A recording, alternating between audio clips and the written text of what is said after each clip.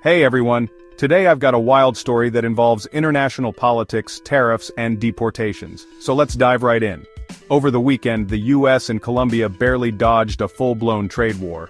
The whole mess started when Colombian President Gustavo Petro refused entry to two US military aircraft carrying deported Colombian migrants. Petro wasn't happy with how these deportees were treated. He even offered to repatriate them using a Colombian presidential plane. But Trump wasn't having any of it.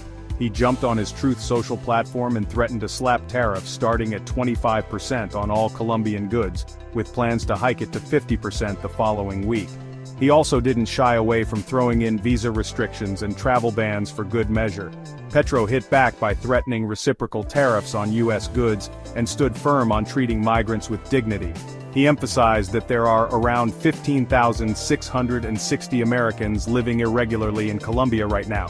But in the end, Colombia caved and agreed to accept the deportees on US military aircraft. Now Colombia's foreign minister and ambassador to the US are heading to Washington for more talks. Now you might be wondering, why does this matter? Well, a trade war would have had huge implications for both countries. In 2024, the US imported $16 billion worth of goods from Colombia.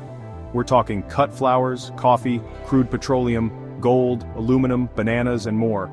On the flip side, Colombia imported $17 billion worth of US goods, like petroleum products, corn, and chemicals. For Colombia, a trade war could have been devastating. Job losses, currency devaluation, and inflation could have hit hard, especially in sectors like oil, gold, coffee, and flowers. The US is a crucial trading partner, accounting for a quarter of Colombia's exports and imports. This whole thing also highlights a new trend, using US military aircraft for deportations.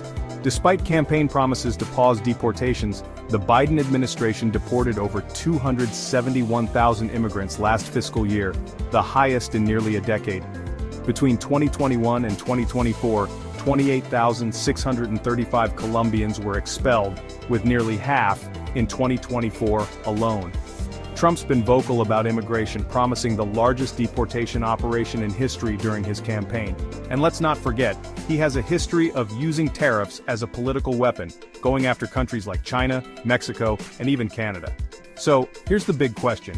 Could this trade threat set a dangerous precedent for international relations? Are we heading towards a world where economic pressure becomes the norm for influencing other countries' domestic policies? I'd love to hear your thoughts in the comments below. And if you found this video insightful, make sure to share it to spread awareness about the complex relationship between the US and Colombia, and the potential consequences of using trade as a weapon. Thanks for watching, and I'll see you in the next one.